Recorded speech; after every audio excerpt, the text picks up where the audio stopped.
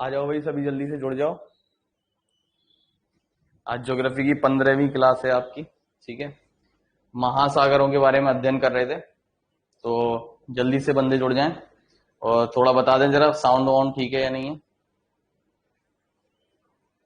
जल्दी से साउंड का बताओ, साउंड ठीक है या नहीं।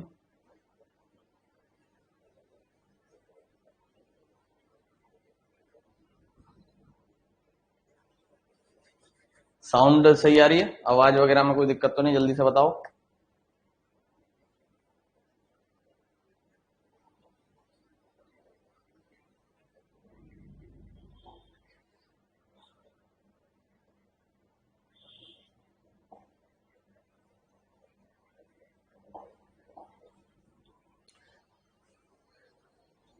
ठीक है ठीक है ठीक है, चलो तो आज की क्लास स्टार्ट करते हैं। तो कल मैंने, अगर आपने क्लास देखी होगी, अगर लाइव क्लास की थी या बाद में रिकॉर्डेड देखी होगी, तो कल मैंने आपको समझाया था समुद्री जलधाराओं के बारे में। ठीक है, वहां पर हमारा टॉपिक खत्म हुआ था। तो मैंने बताया था समुद्री जलधाराओं से कई तरीके के क्वेश्चन पेपर में आ सकते हैं, वो किसी भी तरीके से पूछ सकता है। करीबन अकेले इस टॉपिक से 100 तरीके के क्वेश्चन आ सकते हैं। तो वो सब मैंने आपको डायग्राम से समझाने की कोशिश की थी। ठीक है, वही डायग्राम बेसिकली ये है। ठीक है, इसी में कुछ चीजें हमें और समझनी है। ठीक है, तो उसी को लेकर थोड़ी सी हम बात कर लेते हैं। ठीक है, तो थोड़ा डायग्राम बड़ा कर दे रहा हूं जिससे आपको और दिखाई दे जाए। ठीक है, ये डायग्राम आज आपको पीडीएफ में मिल जाएगा। तो ये कुल मिला के समुद्री जलधाराएं थी जो हमें पढ़नी थी। ठीक है, तो अगर बात करें हम, ये कौन सा महाद्वीप था, तो ये था अफ्रीका। ठीक है, कौन सा महाद्वीप था, ये अफ्रीका था। और ये ऊपर जो हिस्सा था ये यूरोप का हिस्सा था। ठीक है, तो ये अफ्रीका और यूरोप के बीच में आप देखोगे ये एक समुद्र पड़ रहा है। ठीक है, तो ये जो समुद्र पड़ता है जो अफ्रीका और यूरोप के बीच में मौजूद है, इस समुद्र को हम क्या नाम से जानते हैं, इस समुद्र को कहते हैं भूमध्य सागर।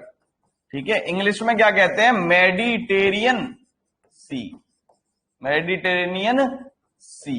तो क्वेश्चन आएगा भूमध्य सागर किन महाद्वीपों के बीच स्थित है, तो भूमध्य सागर यूरोप और अफ्रीका के बीच स्थित है। ठीक है, फिर आप देखोगे ये अफ्रीका का हिस्सा है यहां पर, और ये हिस्सा जो निकल रहा है ये एशिया का आ रहा है, इधर जो अरब वाला हिस्सा पड़ता है, सऊदी अरब वाला। इसके बीच में भी आप देखोगे कि देखो इधर समुद्र है ना, ये वाला एक समुद्र है। तो ये जो समुद्र है बीच का, जो सऊदी अरब वाला हिस्सा एशिया का और अफ्रीका के बीच में पड़ता है, इस समुद्र को हम कहते हैं लाल सागर, रेड सी। ठीक है, तो क्वेश्चन आएगा लाल सागर किस किस के बीच है, तो अफ्रीका और पश्चिमी एशिया के बीच जो समुद्र मौजूद है लाल सागर। तो ये भूमध्य सागर और लाल सागर को आपस में जोड़ने के लिए एक नहर बनाई गई। ठीक है, मिस्र की तरफ से निकलती है, आपस में जोड़ने के लिए एक नहर बनाई गई। उस नहर का क्या नाम है, उस नहर का नाम है सुएज नहर। ठीक है, सुएज कैनाल।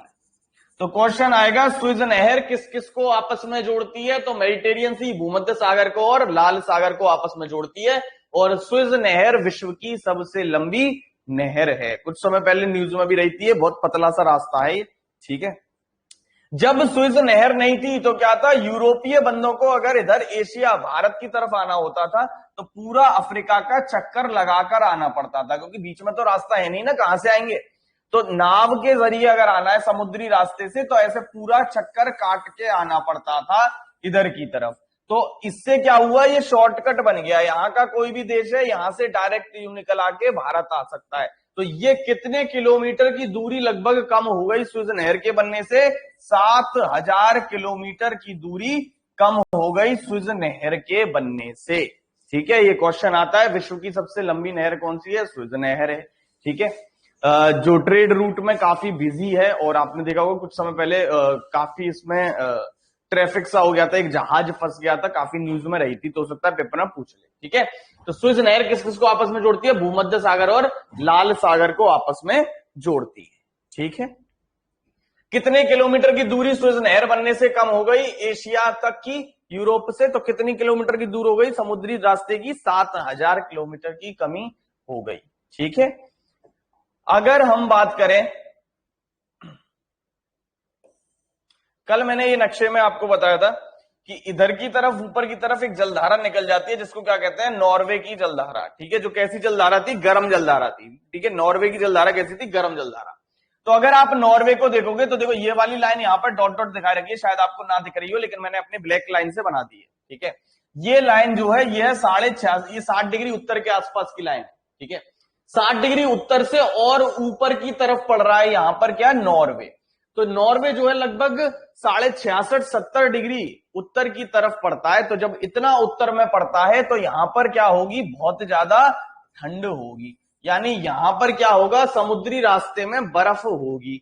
लेकिन यहां के जो तटीय क्षेत्र हैं वहां पर बर्फ नहीं जमती है, इसका क्या कारण है, पेपर में ये क्वेश्चन आएगा कि नॉर्वे की अगर हम बात करें तो अक्षांश में नॉर्वे बहुत ऊपर है, तो वहां बहुत ठंड है, बर्फ रहती है, लेकिन यहां के तटीय क्षेत्रों में कभी भी बर्फ नहीं जमती, यानी समुद्री रास्ते खुले रहते हैं। उसका कारण क्या है, तो क्या आंसर हो जाएगा उसका कारण।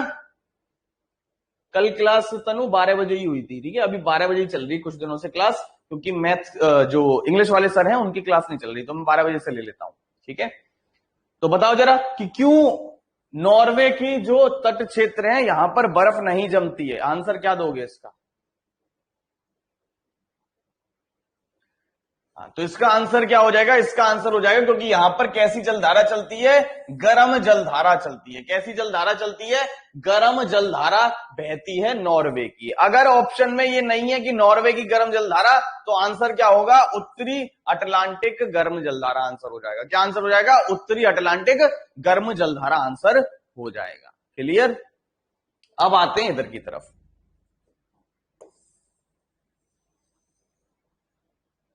जो कल मैं आपको नक्शे में बता रहा था कि ये उत्तरी अमेरिका है, ये बीच में छोटे छोटे देश यहां पर पड़ते हैं, जो कल मैंने आपको नाम बताए थे, El Salvador, Honduras, Costa Rica, Panama, ये सब। फिर ये नीचे दक्षिण अमेरिका का हिस्सा पड़ता है। तो इन दोनों के बीच में इधर कौन सा समुद्र है, इधर है अटलांटिक महासागर, इधर कौन सा समुद्र था, प्रशांत महासागर। तो इन दोनों को भी आपस में जोड़ने के लिए एक नहर बनाई गई जिसका नाम था पनामा नहर। तो क्वेश्चन आएगा, पनामा नहर किस किस को आपस में जोड़ती है, तो अटलांटिक महासागर और प्रशांत महासागर को आपस में जोड़ती है। पनामा कैनाल किस किस को जोड़ती है, प्रशांत महासागर और अटलांटिक महासागर को जोड़ती है। अब ये वाला जो हिस्सा है समुद्र का, ठीक है, ये समुद्र का हिस्सा क्या कहलाता है, ये वेस्ट इंडीज कहलाता है। ये वाला जो हिस्सा है, ठीक है, वेस्ट इंडीज कोई देश नहीं है, वेस्ट इंडीज बहुत सारे द्वीपों का एक समूह है। तो वेस्ट इंडीज को आपने सुना होगा, क्रिकेट टीम को क्या कहते हैं, कैरेबियाई देश कहते हैं। तो यहां पर एक समुद्र पड़ता है, कैरेबियन सागर, कैरेबियन सागर। तो पेपर में क्वेश्चन आ सकता है, पनामा नहर किस किस को जोड़ती है, तो कैरेबियन सागर और प्रशांत महासागर को, ये भी ऑप्शन हो सकता है, या फिर ऑप्शन ऐसे आएगा, प्रशांत महासागर और अटलांटिक महासागर को। ठीक है, क्योंकि ये जो कैरेबियन सागर है ये किसका हिस्सा है, अटलांटिक महासागर का ही हिस्सा है। इसी अटलांटिक महासागर के बीच के कुछ हिस्से में एक विशेष प्रकार की काई पाई जाती है, काई। ठीक है, काई होता है ये जो एल्गी जो होती है, ठीक है, सब समझ रहे होगे। तो ये जो शैवाल कहते हैं शायद हिंदी में और पे और, तो काई जो होती है ये एक विशेष प्रकार की अटलांटिक महासागर में पाई जाती है, जिस काई को कहा जाता है सरगासो। ठीक है, तो एक ऐसा क्षेत्र है अटलांटिक महासागर के बीचों बीच जिसमें ये काई फैली हुई है, जिसको सरगासो काई कहते हैं। तो इसी नाम से एक समुद्र का नाम आ गया जो अटलांटिक महासागर में ही पड़ता है, जिसका क्या नाम हो गया, सरगासो सागर। तो एक क्वेश्चन सरगासो सागर पे ये आता है कि ऐसा कौन सा समुद्र है जो जिसकी सीमा किसी भूमि से नहीं लगती। भूमि से क्यों नहीं लगती, क्योंकि ये समुद्र के बीच का एक पानी का हिस्सा, हम उसको क्या नाम दे दिए, सरगासो सागर नाम दे दिए। ठीक है, ये हिस्सा खतरनाक भी रहता है, क्योंकि यहां पर क्या है कि सरगासो, ये काई वाई जो होती है ये जहाजों के इंजन में फंस जाती है, उससे क्या होता है, जहाज रुक जाते हैं, गड़बड़ हो जाती है। तो बरमूडा ट्रायंगल में जो जहाज फंस जाते हैं उसका एक रीजन ये भी है। यहीं पर ये बरमूडा ट्रायंगल पड़ता है, इस तरीके से एक त्रिकोण है, ठीक है, तो उसको हम क्या कह देते हैं, बरमूडा ट्रायंगल कह देते हैं। ठीक है, तो ये नक्शे से कुछ चीजें मैं आपको समझाने चाह रहा था, तो ये नक्शा बाद में देख लेना, दिमाग में बैठ जाएगा, या खुद से घर पे जाकर, अभी घर पे हो तो अटलस ले लेना, एटलस कोई सा भी मैप ले लेना और उसमें खुद मार्क करना अपने मैप पर। ठीक है, पेंसिल से मार्क कर लेना, पेन से मार्क कर लेना, याद रहे, जिससे कि आगे की चीजें। ठीक है, अभी ये लिखवाऊंगा, अभी मैप में समझाने की कोशिश कर रहा हूं चीजों को आप। ठीक है, इधर आएंगे तो यहां पर ये अलास्का पड़ता है, और यहीं से हिस्सा देखो ये आ रहा है रूस का इधर की तरफ।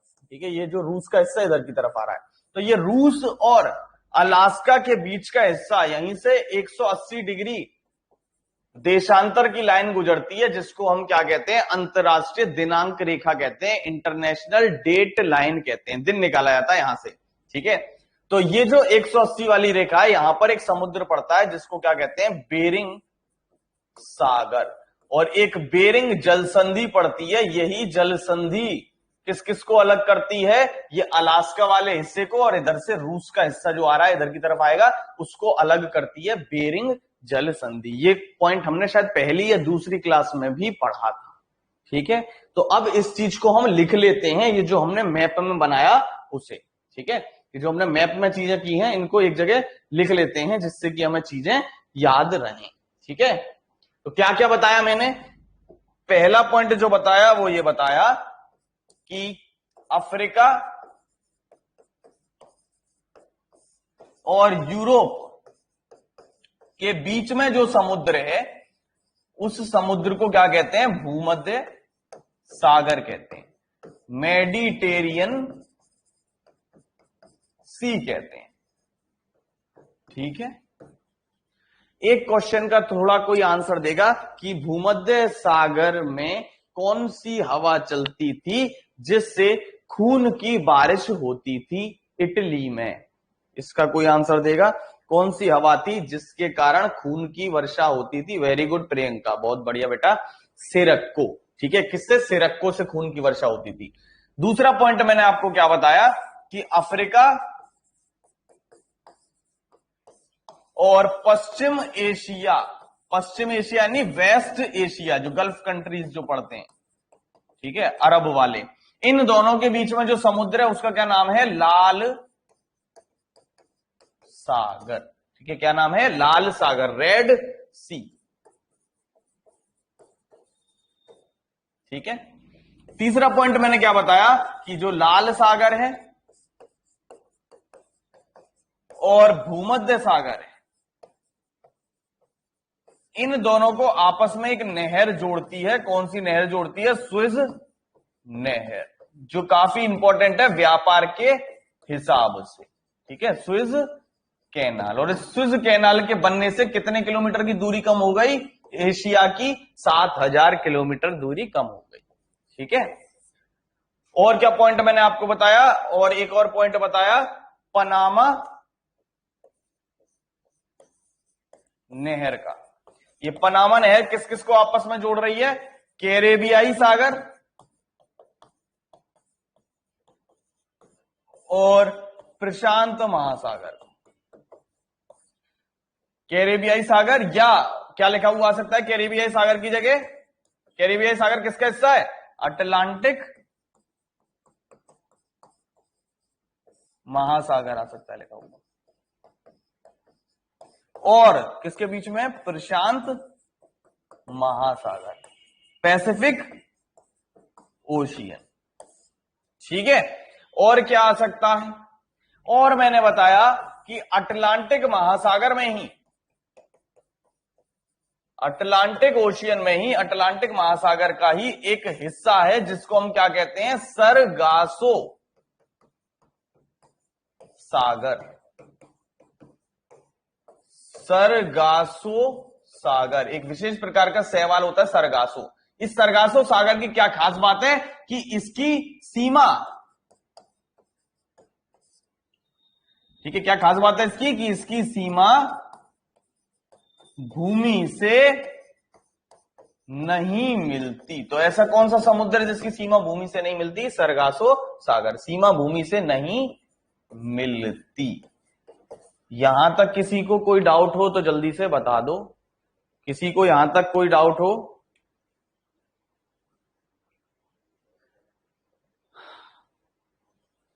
ठीक है, वेरी गुड भाई।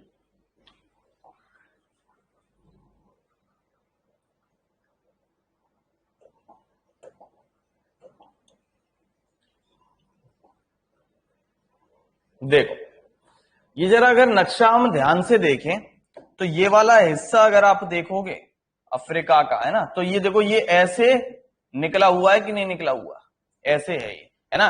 तो ये क्या है, बिल्कुल अगर आकृति में आप देखोगे तो ये गैंडे के सींग जैसा निकला हुआ है कि नहीं निकला हुआ। तो इस क्षेत्र को हम क्या कहते हैं, इस क्षेत्र को कहते हैं हम अफ्रीका का सींग, हॉर्न ऑफ अफ्रीका। क्या कहते हैं, अफ्रीका का सींग कहते हैं, हॉर्न ऑफ अफ्रीका कहते हैं। और इस अफ्रीका के सींग में 4 देश पड़ते हैं इस हिस्से में, ठीक है। कौन से 4 देश पड़ते हैं, उनके नाम पेपर में पूछ लेता है, ठीक है। तो अफ्रीका के सींग में 4 देश आते हैं। कितने देश आते हैं, 4 देश आते हैं। हॉर्न ऑफ अफ्रीका, अफ्रीका के सींग में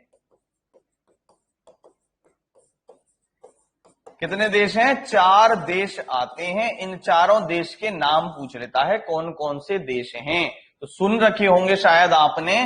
तो पहला जो है वो है सोमालिया, इसका सुन रखा होगा आपने नाम। विश्व का सबसे भ्रष्ट देश है सोमालिया। दूसरा जो देश आता है इसमें, उसका नाम है जिबूती। जिबूती बहुत छोटा सा देश है, जिबूती। तीसरा जो देश आता है इसमें वो है इरीट्रिया, इरीट्रिया,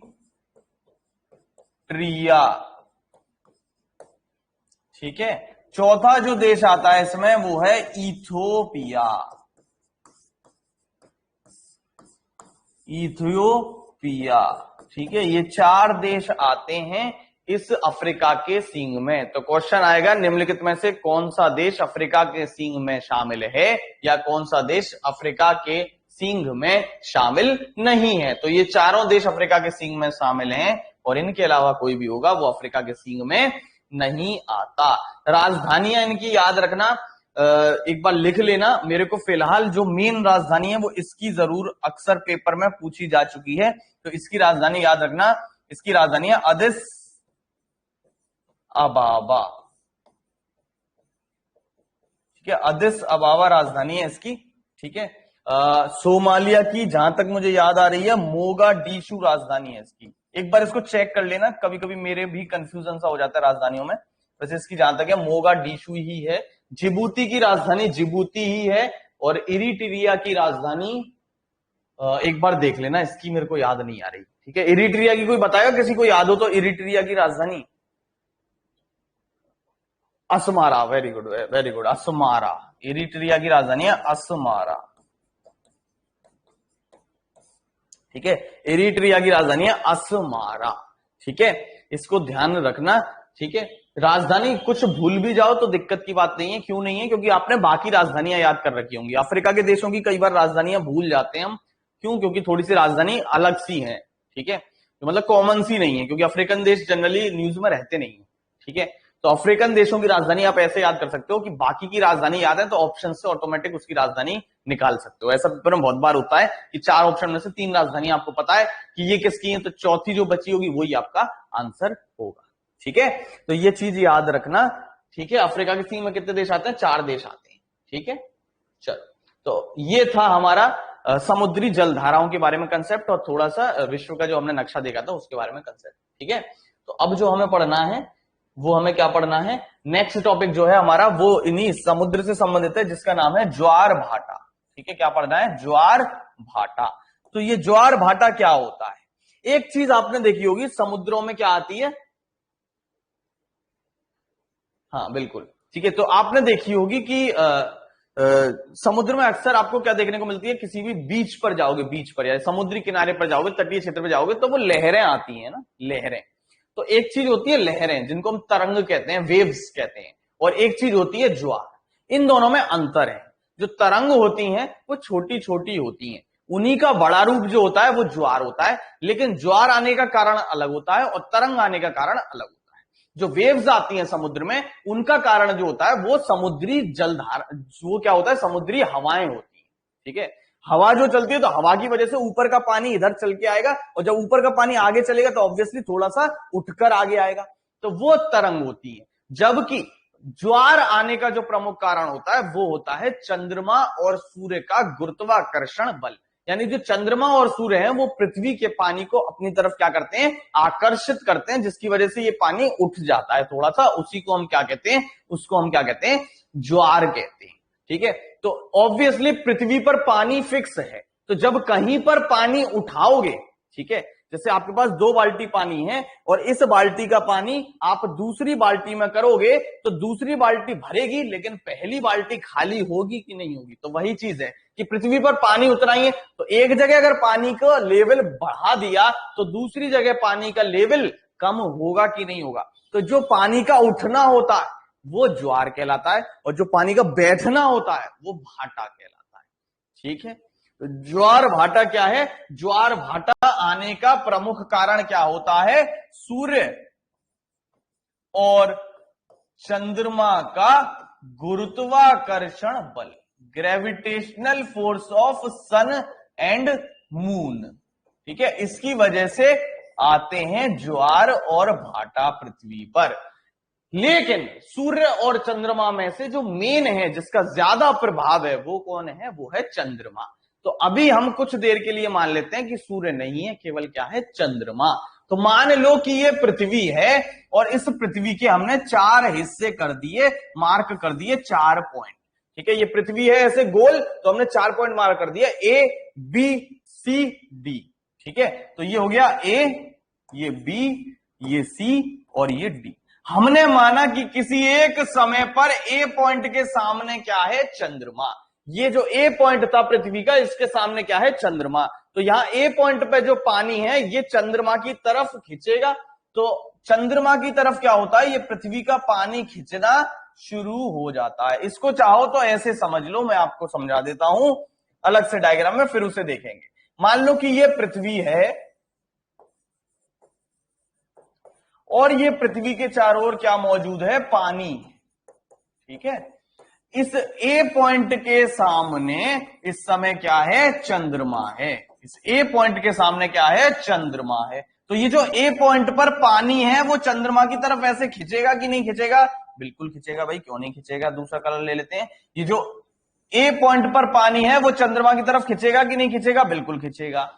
तो ये किसकी वजह से खींचा, चंद्रमा के गुरुत्वाकर्षण की वजह से। ठीक है, ग्रेविटेशनल फोर्स ऑफ मून। लेकिन पृथ्वी लगातार अपनी धुरी पर भी घूम रही है कि नहीं घूम रही, यानी घूर्णन कर रही है कि नहीं कर रही, रोटेशन कर रही है। तो इस रोटेशन की वजह से क्या होता है, पृथ्वी अपने आप को बैलेंस करने के लिए इस रोटेशनल फोर्स भी लगता है, जस्ट इस ए पॉइंट के विपरीत सी पॉइंट पर। यहां पर भी पृथ्वी के रोटेशनल फोर्स या अपकेंद्रीय बल, सेंट्रीफ्यूगल फोर्स की वजह से पानी उठना शुरू हो जाता है। तो ये जो पानी उठा, देखो पहले पानी का लेवल कहां था, यहां था, अब पानी ऊपर उठ गया ना, तो ये जो पानी का ऊपर उठना है ये क्या कहलाता है, ज्वार कहलाता है, इंग्लिश में टाइड्स। और यहां पानी इधर था, पानी का लेवल हो गया कम, तो ये जो पानी का बैठना होता है ये क्या कहलाता है, ये कहलाता है भाटा, एप्स। ठीक है, तो पानी का उठना ज्वार कहलाता है, पानी का बैठना भाटा कहलाता है।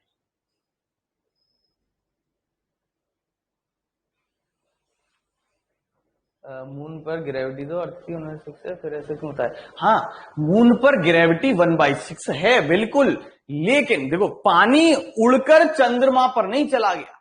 ठीक है, खुद सोचो, तुम्हारे पास किसी चीज को तुम बहुत तेजी से खींच रहे हो अपनी तरफ, बिल्कुल, लेकिन अगर सामने वाला भी उस चीज पर बल लगाएगा तो आपकी थोड़ी सी जो पकड़ है वो ढीली होगी कि नहीं होगी। तो वही चीज है, चंद्रमा की ग्रेविटी पृथ्वी से कम है, इसीलिए वो पानी उड़कर चंद्रमा पर नहीं चला गया, रहा वो पृथ्वी पर ही, लेकिन सामने वाले ने अपनी तरफ खींचने की कोशिश की तो पानी चल सकता है। जमीन उखड़ के क्यों नहीं पहुंच गई चंद्रमा पर हमारी, क्योंकि पृथ्वी की ग्रेविटी ज्यादा है, लेकिन पानी क्या है, पानी चल सकता है, तो वो पानी उठ जाता है। ठीक है, तो वो उठकर उड़ के नहीं चला गया कि आसमान में उड़ के वो चंद्रमा पर पहुंच गया, ऐसा नहीं, लेकिन हाँ वो उठ सकता है, तो उठ जाता है ग्रेविटी की वजह से चंद्रमा की। ठीक है भाई, अब शायद समझ में आया होगा चिराग आपको।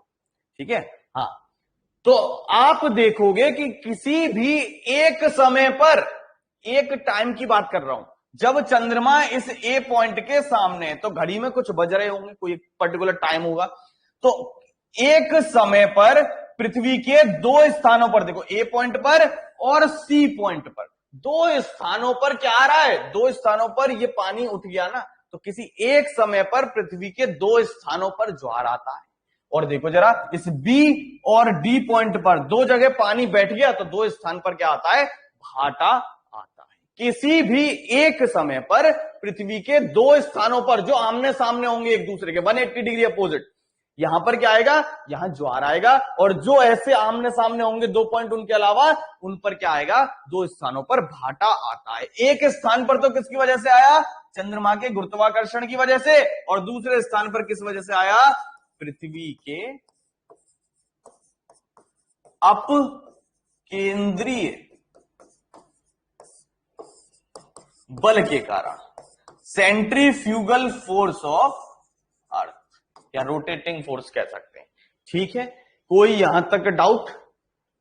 अब अगर मैं बात करूं तो हमारी पृथ्वी ऐसे अपनी धुरी पर कितनी देर में घूम लेती है, 24 घंटे में एक चक्कर लगा लेती है ना, 24 घंटे में अपनी धुरी पर हमारी पृथ्वी घूम लेती है। तो जब 24 घंटे में हमारी पृथ्वी अपनी धुरी पर ऐसे घूम लेगी, तो आइडियली क्या होना चाहिए, पृथ्वी 24 घंटे में एक चक्कर लगा रही है, तो 12 घंटे में आधा चक्कर लगाएगी कि नहीं लगाएगी, यानी कि 12 घंटे बाद पृथ्वी ऐसे थी मान लो, तो ऐसे हो जाएगी कि नहीं हो जाएगी 12 घंटे के बाद, यानी कि ए पॉइंट सी की जगह आ जाएगा और सी पॉइंट ए की जगह आ जाएगा। ऐसा हो जाएगा कि नहीं हो जाएगा, यानी 12 घंटे के बाद स्थिति कुछ ऐसी हो जाएगी कि यहां सी पॉइंट होगा और यहां ए पॉइंट होगा कि नहीं होगा। तो 12 घंटे के बाद चंद्रमा के सामने क्या आ गया, सी पॉइंट, तो सी पॉइंट पर दोबारा से ज्वार आएगा कि नहीं आएगा, बिल्कुल आएगा भाई। ए पॉइंट पर दोबारा से ज्वार आएगा कि नहीं आएगा, बिल्कुल आएगा भाई। यानी कि एक दिन में, पूरे 24 घंटे की हम बात करें, एक दिन में एक स्थान पर, ये ए पॉइंट था, एक स्थान पर दो बार ज्वार आया, और जब दो बार ज्वार आया तो बीच में दो बार क्या आएगा, भाटा आएगा। क्लियर? यानी कि क्या पॉइंट हैं, पॉइंट ऐसे हैं कि एक स्थान पर, एक स्थान पर दिन में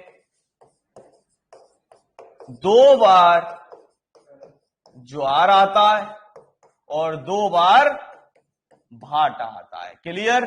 और दूसरा पॉइंट क्या है, दूसरा पॉइंट है एक समय पर पृथ्वी के दो स्थान पर ज्वार आता है और दो स्थान पर भाटा। भाई ये कंसेप्ट समझ में आया या नहीं आया? डायरेक्शन मतलब किस तरीके से डायरेक्शन बेटा? चिराग, डायरेक्शन किस तरीके से समझा नहीं मैं ये क्वेश्चन आपका?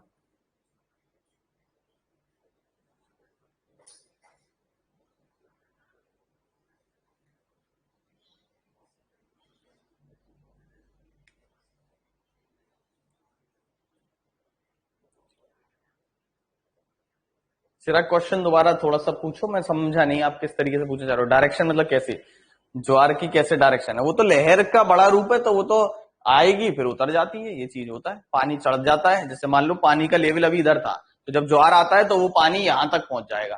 ठीक है, मान लो मेरे यहाँ पेट तक आ रहा है, इधर तक आ रहा है, तो जब ज्वार आएगा तो वो लेवल यहां तक हो जाएगा, बस इतना फर्क है ज्वार में। और जब भाटा आता है तो लेवल कम हो जाता है, ये चीज है। ठीक है, अच्छा जो पॉइंट बताए उन्हें फिर बताऊं।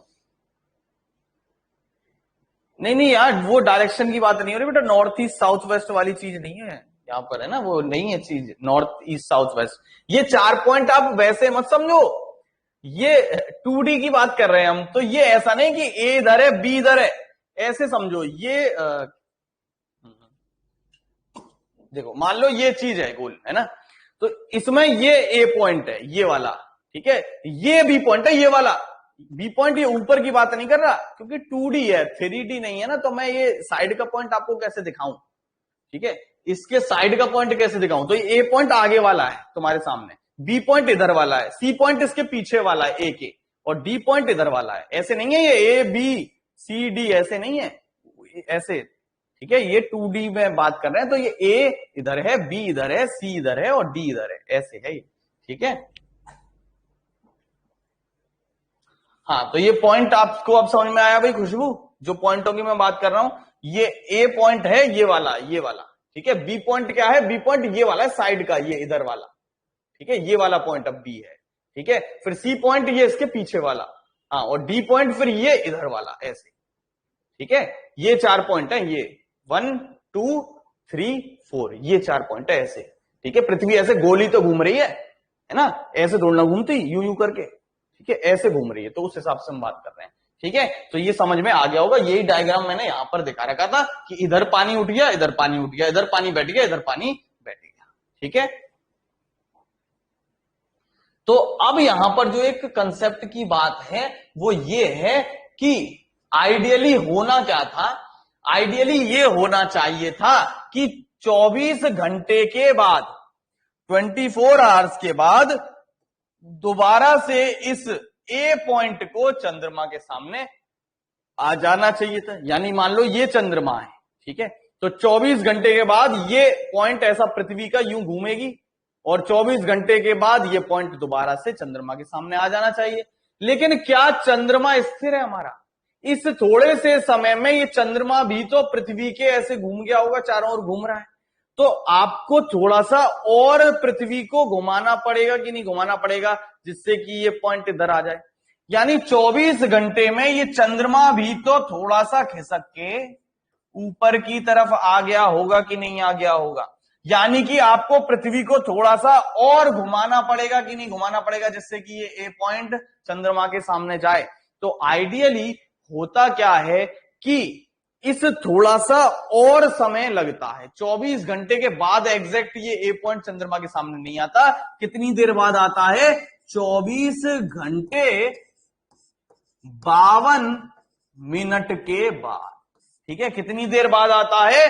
24 घंटे 52 मिनट के बाद। यानी कोई भी एक बिंदु चंद्रमा के सामने दोबारा से कितनी देर बाद आएगा? 24 घंटे 52 मिनट के बाद आएगा। आया कि नहीं आया ये समझ में? ठीक है। यानी कि अगर मैं आपसे क्वेश्चन कह दूं कि 8 बजे सोमवार के दिन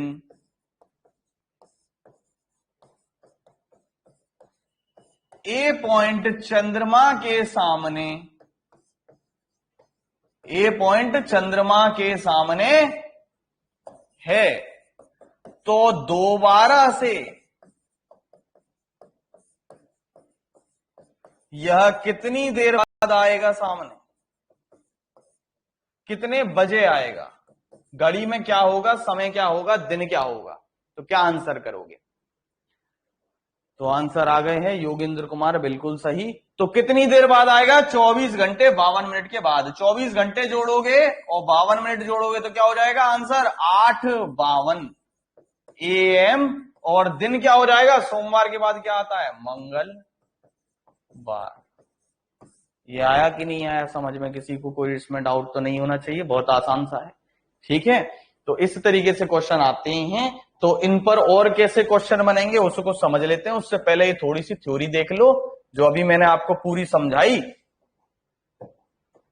क्या समझाया मैंने? पानी का जो उठना होता है, ठीक है, बढ़ना या उठना, ये क्या होता है? ज्वार कहलाता है। पानी का जो गिरना होता है, बैठना होता है, वो भाटा कहलाता है। ठीक है, एक बिंदु पर चंद्रमा के गुरुत्वाकर्षण बल के कारण ज्वार आते हैं, यानी ग्रेविटेशनल फोर्स ऑफ मून की वजह से, और दूसरी जगह पर पृथ्वी के अपकेंद्रीय बल के कारण ज्वार आते हैं। ठीक है, अगर हम बात करें किसी भी एक समय पर, तो दो जगह पर क्या आएगा? ज्वार आएगा, और दो जगह पर क्या आएगा? भाटा आएगा।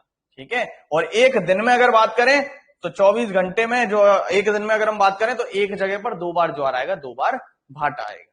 ठीक है, यही जो अभी पीछे मैंने चीजें समझाई वही लिख दिया। ठीक है, फिर ये अभी चीज मैंने समझाई क्योंकि चंद्रमा भी घूम रहा है, ठीक है, सूर्य नहीं आएगा, यहां पृथ्वी आएगा। ठीक है, यहां सूर्य लिख दिया है, पृथ्वी। ठीक है, चंद्रमा पृथ्वी के चारों ओर घूम रहा है और पृथ्वी अपनी धुरी पर घूम रही है। तो एग्जैक्ट वो बिंदु चंद्रमा के सामने कितनी देर बाद आता है? 24 घंटे 52 मिनट के बाद आता है। ठीक है, अब इस पर क्वेश्चन आते हैं कुछ न्यूमेरिकल जो अच्छे खासे होते हैं, जिसमें आपको अपना दिमाग लगाना पड़ेगा, सोच के आंसर करना पड़ेगा। कैसे क्वेश्चन आते हैं? जैसे ये क्वेश्चन है और इसका आंसर बताइए जरा, बताओ इसका आंसर क्या होगा? ये क्वेश्चन आपके सामने है, सोच के आंसर बताना। इस क्वेश्चन का आंसर क्या होगा? सोच के बताना, केवल रट के नहीं बताना है। 6 AM है ये। ठीक है, सुबह के 6 बजे, 6 AM। ठीक है, सोच के बताना आंसर क्या होगा। प्रियंका, वेरी गुड बेटा। गवेंद्र चौधरी, सही आंसर किया बेटा गवेंद्र तूने। सोच के बता कि सही है क्या ये आंसर। योगेंद्र कुमार, सही है क्या आंसर ये? खुशबू ने भी सही आंसर दिया, वेरी गुड बेटा। दिन और साथ में आंसर करो। हाँ वेरी गुड वेरी गुड, सही है सही है। हाँ अब कल में आ गई गवेंद्र अब आ गया समझ में, वेरी गुड। चलो खुद से गलती पकड़ी, ये अच्छी बात है। ठीक है, बिल्कुल। करण का भी सही है, योगेंद्र कुमार, हाँ खुद गलती समझ में आ गई आपको, वेरी गुड। चिराग चौधरी, वेरी गुड। देख लो, यही क्वेश्चन है, कंसेप्चुअल है बहुत ज्यादा। देखो अभी मैंने आपको क्या चीज बताई थी? मैंने आपको ये बताई थी कि 24 घंटे 52 मिनट के बाद क्या होता है? एक बिंदु दोबारा से अपनी जगह पर आ जाता है चंद्रमा के सामने, ये बताया था मैंने। लेकिन क्या केवल ज्वार चंद्रमा के गुरुत्वाकर्षण से ही आ रहे थे? नहीं ना, पृथ्वी के अपकेंद्रीय बल से भी तो आ रहे थे। एक दिन में एक बार नहीं आता ज्वार, 2 बार आता है किसी स्थान पर। तो आपको बेसिकली इसमें करना क्या था? आपको ये करना था कि आपका ये पॉइंट था ए। ठीक है, यहां पर सुबह 6 बजे क्या आ रहा था? सोमवार के दिन ज्वार आ रहा था। तो जब ये ए पॉइंट घूम कर इधर आ जाएगा, तब भी तो इस ए पॉइंट पर ज्वार आएगा। यहां यही तो पूछा है कि अगला ज्वार कब आएगा। अगला ज्वार क्या ये थोड़ी ना मेंशन किया कि उसी बल के कारण जिस बल से पहले आ रहा था अगला ज्वार। तो अगला ज्वार आने में कितना समय लगेगा? अगला ज्वार आने में समय लगेगा चंद्रमा को यहां से घूमकर आने में यहां जितना समय लगेगा। तो चंद्रमा को यहां से यहां घूमकर आने में कितना समय लग रहा था? 24 घंटे 52 मिनट। तो यहां से यहां जाने में कितना समय लगेगा? आधा ही तो है, तो इसका आधा कर लो, 12 घंटे 26 मिनट। तो आंसर के लिए क्या कर दोगे आप इसमें ऐड? 12 घंटे 26 मिनट ऐड कर दोगे। 12 घंटे 26 मिनट ऐड कर दोगे। 12 घंटे ऐड करोगे तो एएम की जगह क्या हो जाएगा? पीएम हो जाएगा। तो आंसर क्या हो जाएगा? 6:52 और पीएम 6:52 पीएम, ये घड़ी में समय होगा। और दिन क्या रहेगा? जो दिन था वही का शाम हो गई, बस सोमवार का दिन। किसी को इस क्वेश्चन में किसी भी प्रकार का कोई डाउट हो तो बताओ। वैसे सबने सही आंसर किया था, तो मेरे को लगता नहीं कि आपको डाउट इसमें होगा। और किसी को फिर भी डाउट हो तो बताओ जरा। योगेंद्र कुमार, वेरी गुड बेटा। चिराग चौधरी, सर 52 नो। बताओ बेटा क्या डाउट है चिराग? अच्छा सॉरी, 6:52 लिख दिया मैंने, सॉरी सॉरी सॉरी। आंसर क्या हो जाएगा? 6:26 सॉरी सॉरी। ठीक है, आंसर क्या हो जाएगा? 6:26। हाँ मतलब बता वही रहा था, 52 लिख दिया। ठीक है, हाँ 6:26 पीएम हो जाएगा। ठीक है, हाँ 6:26 पीएम हो जाएगा। तो डाउट तो किसी को नहीं आता। ठीक है, ऐड क्या करोगे? 12 घंटे 26 मिनट ऐड करोगे, तो 6:26 पीएम सोमवार का दिन। ठीक है, अगला क्वेश्चन, ये आंसर हो गया 6:26 पीएम मंडे। ठीक है, अगला क्वेश्चन का आंसर जरा करके बताओ। बताओ इसका आंसर।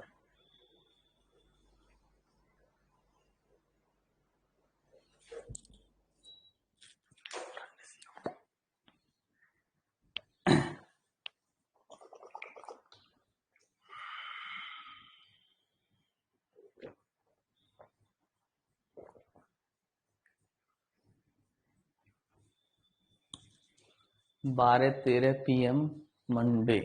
और किसी कोई आंसर?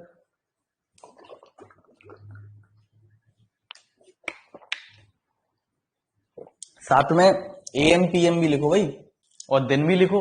आधा अधूरा आंसर कैसे सही मान लूंगा, वो तो डेली 12 होता है, 12:13 तो डेली होते हैं, तो कौन सा दिन।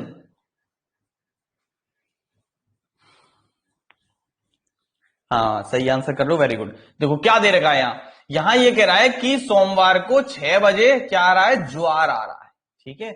और पूछा क्या है, भाटा कब आएगा, ठीक है। तो खुद सोचो, ये 4 पॉइंट थे, तो अगर ए स्थान पर ज्वार आता था तो बी स्थान पर क्या आता था, भाटा। तो मुझे क्या चाहिए, ए स्थान पर भाटा चाहिए। तो ए स्थान पर भाटा कब आएगा, जब बी स्थान पर ज्वार आए। यानी चंद्रमा को यहां से यहां जाने में जितना समय लगेगा उतना ही समय इस स्थान पर अब ज्वार की जगह भाटा आने में लगेगा। तो यहां से यहां 1/4 हो गया, तो 1/4 क्या हो जाएगा, 24 घंटे 52 मिनट का 6 घंटे 13 मिनट। तो 6 घंटे 13 मिनट ऐड कर लो, तो 6 घंटे 13 मिनट ऐड करोगे तो आंसर क्या हो जाएगा, 12:13 AM की जगह PM, दिन क्या रहेगा, वही जो था सोमवार। यानी क्या कंसेप्ट है, सिंपल सा कंसेप्ट ये है कि, कंसेप्ट सिंपल सा क्या है, कंसेप्ट ये है कि लगातार 2 ज्वार, ठीक है, लगातार 2 ज्वार के बीच का समय अंतराल, आंसर करो जरा कितना होता है। और दूसरा कंसेप्ट है लगातार 2 भाटा के बीच का समय अंतराल, यानी time gap between 2 consecutive tides and time gap between 2 consecutive ebbs. इन दोनों का आंसर करो, ठीक है। एक और क्वेश्चन आपके लिए, भाटा के बाद ज्वार या ज्वार के बाद भाटा आने में कितना समय लगेगा। ये 3 क्वेश्चन है आपके पास और तीनों के जल्दी से आंसर कर दो।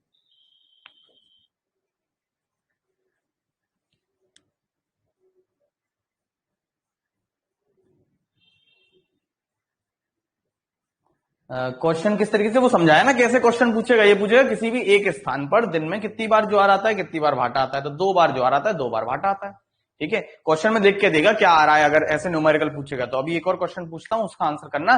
पहले फिलहाल इन तीनों क्वेश्चनों का आंसर करो, एक साथ लिखकर, एक एक करके नहीं, एक साथ लिखकर तीनों क्वेश्चनों का आंसर करो, फिर देखेंगे आगे। एक साथ लिखकर तीनों क्वेश्चन का आंसर करो।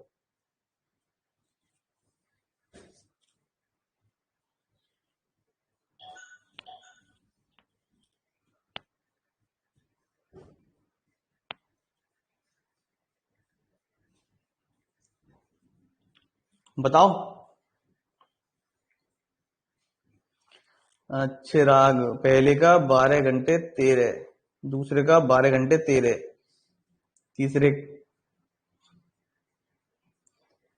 12:26। अच्छा अच्छा ठीक है, 12:26, 12:26, 6:13। Very good, very good. Gavendra ने सही आंसर दिया। तो आंसर क्या हो जाएगा, पहले का एक ज्वार के बाद अगला ज्वार, यानी 2 लगातार ज्वार आमने सामने थे ना 180 डिग्री। तो क्या आंसर हो जाएगा, आंसर हो जाएगा 12 घंटे 26 मिनट। बिल्कुल सही चीज है।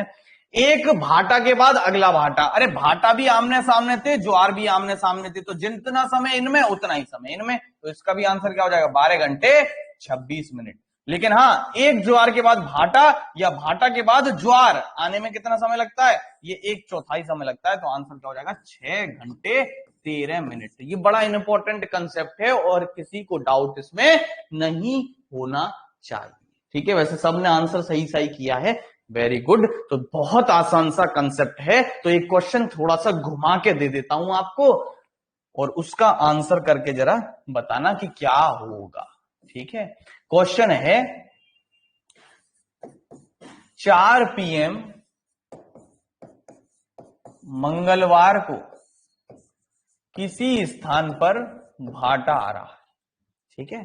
तो पूछा है इस स्थान पर अगले ज्वार के बाद अगला ज्वार आने में कितना समय लगेगा। इंग्लिश में क्या कह रहा है? The time of the tide after the next tide. बताओ भैया आंसर, अगर समझ में आया क्वेश्चन और तरीका तो इसका आंसर आप बिल्कुल सही बता दोगे। तो जल्दी से इसका आंसर करके बताओ क्या होना चाहिए। सोच समझ के आंसर करना। घड़ी में कितने बज रहे होंगे? खुशबू वार्षने 10:39 PM वेडनेसडे। खुशबू जरा देखो AM PM सब सही है क्या तुम्हारा? चिराग चौधरी 11:39 PM ट्यूसडे। अच्छा भाई, और किसी का कोई आंसर? गणित सही लगाओ। प्रियंका सूर्यवंशी, सोच के बता बेटा। प्रियंका गलत आंसर दे रहे हो आप। अभी तक किसी का सही आंसर नहीं आया है, सोच लो। क्वेश्चन ने घुमा दिया ना थोड़ा सा। ऐसे ही क्वेश्चन थोड़े बहुत घूम फिर के आ सकते हैं। 10:39 AM वेडनेसडे। गवेंद्र ने सही आंसर कर दिया, वेरी गुड बेटा। AM PM का ध्यान रखो भैया। दोपहर के 12 बजे के बाद PM स्टार्ट हो जाता है। दोपहर के 12 बजे के बाद रात स्टार्ट हो जाती है एक तरीके से, ठीक है। और रात के 12 बजे के बाद दिन स्टार्ट होता है। अपने हिसाब से रात नहीं करोगे कि हम तो 8 बजे हमारी रात होती है, उस हिसाब से रात नहीं है। AM और PM का कंसेप्ट समझो। रात के 12 बजे के बाद AM अगला दिन चालू, और दोपहर के 12 बजे के बाद PM, ठीक है। तो AM PM में गड़बड़ नहीं करो। देखो क्या कह रहा है, एक स्थान पर ज्वार आ रहा है, ठीक है। नहीं सॉरी, एक स्थान पर क्या आ रहा है? भाटा आ रहा है, ठीक है। क्या आ रहा है? भाटा आ रहा है। भाटा आ रहा है। इस स्थान पर मेरे को क्या चाहिए? अगले ज्वार के बाद अगला ज्वार चाहिए, यानी यहां से यहां आना है। तो यहां से यहां आने में कितना समय लगता था? 6 घंटे 13 मिनट। यही था कि नहीं था? और एक ज्वार के बाद अगला ज्वार आने में कितना समय लगता था? 12 घंटे 26 मिनट। तो यहां से यहां जाने में कितना समय लगेगा? 18 घंटे 39 मिनट।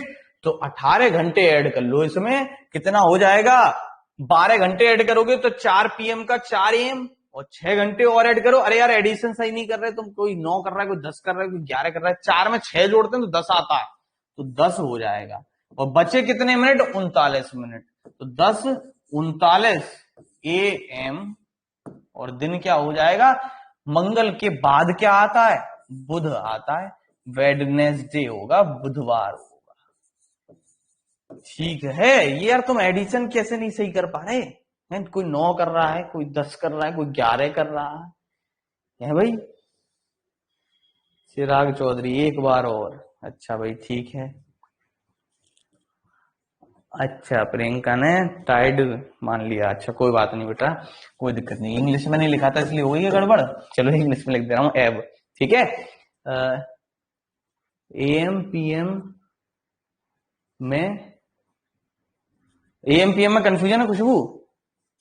AM PM याद रखो हमेशा, दोपहर के 12 बजे के बाद PM स्टार्ट होगा, और रात के 12 बजे के बाद, ठीक है, AM स्टार्ट होगा। हमेशा याद रखो। वो गाना भी तो है, दोपहर के 12 बजे दिन निकलता है, रात के 12 बजे रात होती है। एक बहुत पुराना सा गाना है, यूट्यूब पे सर्च मारना आ जाएगा, ठीक है। चलो तो एक बार और समझा दे रहा हूं। क्वेश्चन क्या था? भाटा आ रहा है किसी स्थान पर, उस स्थान पर अगले ज्वार के बाद अगला ज्वार कब आएगा, ये पूछा था। तो भाटा के बाद ज्वार आने में कितना समय लगता था? 6 घंटे 13 मिनट का समय लगता था। लेकिन क्या पूछा था? इस ज्वार पे नहीं पूछा। अगर इस ज्वार पे पूछता तो 6 घंटे 13 मिनट करते। इस ज्वार के बाद अगला ज्वार पे पूछा, तो एक ज्वार के बाद अगला ज्वार आने में कितना समय लगता था? 12 घंटे 26 मिनट। हमें भाटा के बाद का ज्वार का बाद ज्वार पूछा, यानी यहां से यहां जाना है। तो इन दोनों को प्लस करूंगा तभी तो इधर पहुंचूंगा। तो इन दोनों को प्लस कर लो तो कितने घंटे हो गए? 18 घंटे। कितने मिनट हो गए? 39 मिनट हो गए। ठीक है भाई चिराग, समझ में आया या नहीं आया? जल्दी से बताओ।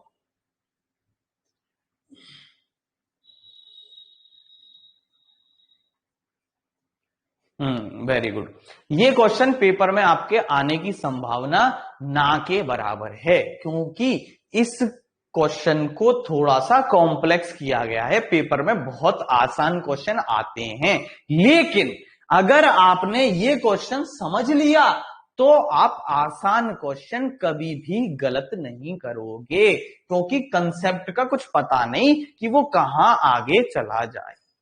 ठीक है, क्लियर? चलो, तो जो हमारे ज्वार होते हैं ये दो प्रकार के होते हैं। ठीक है, जो टाइड्स हैं ये दो प्रकार के हैं, एक कहलाते हैं वृहद ज्वार और एक कहलाते हैं लघु ज्वार। ठीक है, या निम्न ज्वार, इंग्लिश में कहते हैं स्प्रिंग टाइड्स और दूसरे को कहते हैं नीप टाइड्स। ठीक है, दो तरीके के हैं, वृहद ज्वार और लघु ज्वार। तो अभी जब हमने ज्वार पढ़े तो हमने चंद्रमा को पढ़ा, लेकिन हम सबके पापा को तो भूल ही गए। कौन था वो था सूर्य। तो सूर्य को भी अगर हम शामिल कर लें तो सूर्य का प्रभाव यदि चंद्रमा के साथ हो जाए, ठीक है, यानी दोनों साथ में बल लगाएं तो ज्यादा बड़े ज्वार आएंगे। उन्हीं को हम क्या कह देते हैं? दीर्घ ज्वार कह देते हैं या स्प्रिंग टाइड्स कह देते हैं। और अगर दोनों एक दूसरे को कैंसिल कर रहे होंगे तो ऐसी स्थिति में क्या होगा? ऐसी स्थिति में लघु ज्वार आएंगे, नीप टाइड्स आएंगे। ठीक है, तो जब भी, या पहले इससे पहले मैं आपको ऐसी रफली समझा दूं, तो जब भी पृथ्वी,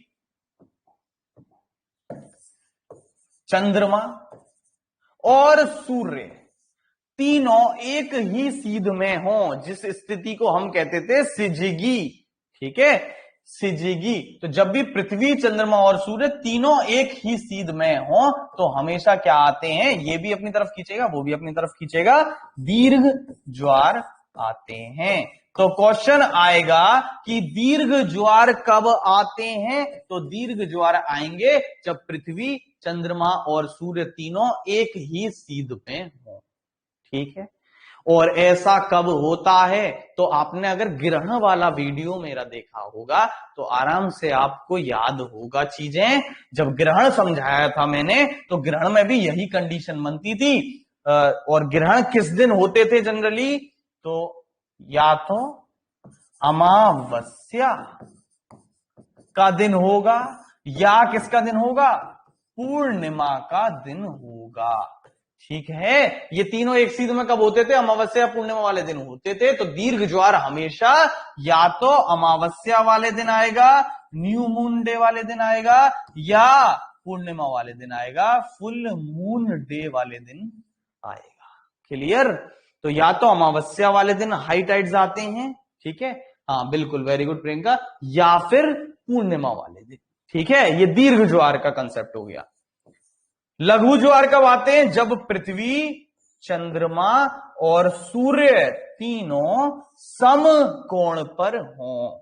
ठीक है, तीनों क्या हो? सम कोण पर हों। समकोण यानी राइट एंगल, 90 डिग्री पर। तो ये अपनी तरफ खींचेगा, ये अपनी तरफ खींचेगा, तो दोनों का क्या होगा? कम फोर्स हो जाएगा। रिजल्टेंट क्या होगा? दोनों का कम हो जाएगा। तो ये कब होता है? जब चंद्रमा, पृथ्वी और सूर्य सम कोण पर हो, राइट एंगल पर हो। तो इस दिन क्या दिन होगा? इस दिन तो हो गया अमावस्या और पूर्णिमा, और अमावस्या पूर्णिमा कितने दिन बाद आती है? 15 दिन बाद आती है। ठीक है, तो 15 का आधा 7.5, अब 7.5 दिन तो कोई नहीं होता। तो इस दिन कैसा दिन होगा? या तो सप्तमी होगी या फिर अष्टमी होगी। ठीक है, तो लघु ज्वार जो होते हैं, नीप टाइड्स जो होते हैं, नीप टाइड्स किस दिन आते हैं? जब पृथ्वी, चंद्रमा और सूर्य तीनों समकोण पर हो। दिन क्या हो? सप्तमी या अष्टमी, 7th डे या 8th डे हो। ठीक है, अगर अर्थ बीच में हो तो क्या होगा? अच्छा, अर्थ जब बीच में हो तब भी यही स्थिति है। इसको तुम इधर ले जाओ, ठीक है, अर्थ को इधर ले जाओ। ये चंद्रमा जो पानी खींच रहा है वो इस वाले पानी को खींच रहा है, तो तो इसके जस्ट अपोजिट ग्रेविट जो हमारी सेंट्रीफ्यूगल फोर्स थी, अपकेंद्रीय बल था, वो काम करेगा। ठीक है, तो वो चाहे पृथ्वी बीच में हो या इधर हो, तभी तो दोनों दिन ले लिए अमावस्या और पूर्णिमा के। ठीक है, पृथ्वी चाहे इधर हो, इधर बीच में कर दो चाहे पृथ्वी को, चाहे इधर कर दो, तब भी दीर्घ ज्वार आएंगे, क्योंकि इस पानी पर थोड़ी ना ये सूर्य असर डालेगा, सूर्य इधर वाले पानी पर असर डालेगा। ठीक है, और चंद्रमा इधर वाले पानी पर असर डालेगा। इधर के पानी और इधर के पानी का कोई लेना देना थोड़ी ना है आपस में। ठीक है, अच्छा, इस दिन सप्तमी या अष्टमी वाले दिन चंद्रमा कितना दिखाई दे रहा होगा, ये बताओ क्वेश्चन में। सप्तमी या अष्टमी वाले दिन चंद्रमा कितना हिस्सा दिखाई दे रहा होगा चंद्रमा का, ये बताओ। आधा दिखाई दे रहा होगा, बिल्कुल। जब इसमें या तो पूरा दिखता है या पूरा गायब हो जाता है। देखो यहां या तो पूरा दिखता है और यहां पूरा गायब हो जाता है, तो यहां और यहां एक ही चीज है, चाहे चंद्रमा को यहां ले लो चाहे यहां ले लो, बात एक ही है। तो इस दिन चंद्रमा कितना दिख रहा होगा, आधा दिख रहा होगा। तो जब समकोण पर होता है तो चंद्रमा कितना दिखता है, आधा चंद्रमा दिखता है। तो क्वेश्चन 3-4 तरीके से आ सकते हैं। कैसे, दीर्घ ज्वार किस दिन आते हैं, अमावस्या पूर्णिमा के दिन। या फिर दीर्घ ज्वार के दिन क्या स्थिति होती है, जब पृथ्वी चंद्रमा और सूर्य तीनों एक ही सीध में हो। या तो पूरा चंद्रमा दिख रहा होगा या चंद्रमा दिख नहीं रहा होगा। ठीक है, और दूसरे में क्या कंडीशन बनेगी, नीप टाइड्स लघु ज्वार कब आते हैं, जब तीनों ये समकोण पर हो, सप्तमी या अष्टमी का दिन हो और चंद्रमा कितना दिख रहा हो, आधा दिख रहा हो। ठीक है, तो वही कंडीशन यहां डायग्राम में दिखा दी गई है। ठीक है, जो अभी मैंने आपको समझाया। ठीक है, वही कंडीशन है यहां पर। ठीक है, स्प्रिंग टाइड्स, फुल मून, इधर चंद्रमा पृथ्वी सूर्य, इधर सूर्य चंद्रमा पृथ्वी। तो ऐसी स्थिति में क्या होंगे, दीर्घ ज्वार आएंगे। और जब ऐसी स्थिति बनेगी, या तो चंद्रमा ऊपर हो या नीचे हो, तो ऐसी स्थिति में क्या होगा, लघु ज्वार आते हैं। ठीक है, अब कोई ना कोई पृथ्वी पर ऐसा स्थान होगा कि नहीं होगा जहां ऊंचे, सबसे ऊंचे ज्वार आते होंगे, विश्व में सबसे ऊंचे ज्वार। तो विश्व में सबसे ऊंचे ज्वार कहां आते हैं, कनाडा में एक द्वीप है, उस द्वीप का नाम है नोवा स्कोटिया। क्या द्वीप है, नोवा स्कोटिया। और इस नोवा स्कोटिया द्वीप के निकट ही या उसी द्वीप पर फंडी की खाड़ी पड़ती है। कौन सी खाड़ी, फंडी की खाड़ी, बे ऑफ फंडी। वहां पर विश्व में सबसे ऊंचे ज्वार आते हैं। तो कहां है, ये रहा, विश्व में जो सबसे ऊंचे ज्वार आते हैं ये कहां आते हैं, फंडी की खाड़ी में आते हैं। ठीक है, फंडी की खाड़ी, ये देखो, ये नोवा स्कोटिया द्वीप है आपका। ठीक है, ये नोवा स्कोटिया द्वीप है, और ये वाली जो पानी है समुद्र बीच में, ये कहलाता है फंडी की खाड़ी, बे ऑफ फंडी। तो विश्व में सबसे ऊंचे ज्वार कहां आते हैं, नोवा स्कोटिया, जो कहां पर है, कनाडा का द्वीप है, इसकी फंडी की खाड़ी में विश्व के सबसे ऊंचे ज्वार आते हैं। भारत में सबसे ऊंचे ज्वार कहां आते हैं, तो ये देखो, ये जरा कैसा हिस्सा है, ये वाला याद करो, कौन सा राज्य दिख रहा है, ये वाला हिस्सा भारत का, ये ऐसा कौन सा राज्य भारत का, इस तरीके से गुजरात का हिस्सा है, याद आ रहा होगा तो। ठीक है, और गुजरात के हिस्से की ये कौन सी खाड़ी है, ये खाड़ी कहलाती है कच्छ की खाड़ी। तो भारत में सबसे ऊंचे ज्वार जो आते हैं वो यहीं कच्छ की खाड़ी में आते हैं। भारत में जो सबसे ऊंचे ज्वार आते हैं वो कहां आते हैं, कच्छ की खाड़ी में आते हैं, भारत में कच्छ की खाड़ी।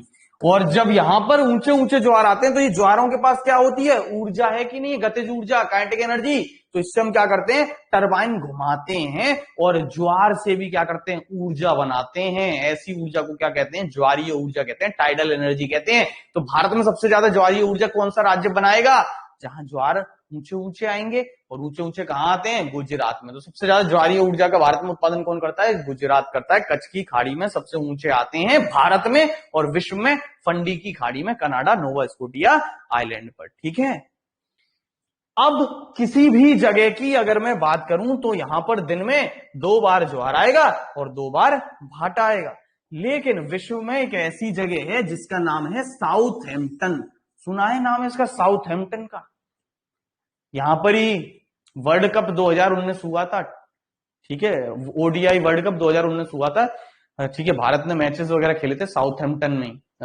शायद साउथहैम्पटन जगह पर ही न्यूजीलैंड ने हराया था इंडिया को, जो मुझे याद आ रहा है।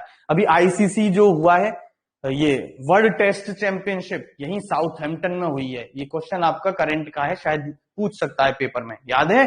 अभी जो आईसीसी वर्ल्ड टेस्ट चैंपियनशिप हुई, जो न्यूजीलैंड ने भारत को हराई, वो यहीं साउथहैम्पटन में हुई थी। ये ऐसा कुछ याद आ रहा है कि नहीं आ रहा? ठीक है, तो ये साउथहैम्पटन इंग्लैंड में पड़ता है। कहां पड़ता है? इंग्लैंड में पड़ता है। और इस साउथहैम्पटन जगह की खास बात यह है कि यहां दिन में 4 बार ज्वार आता है। ये खास बात है इसकी। वैसे 2 बार आता है लेकिन यहां 4 बार आता है। क्यों आता है?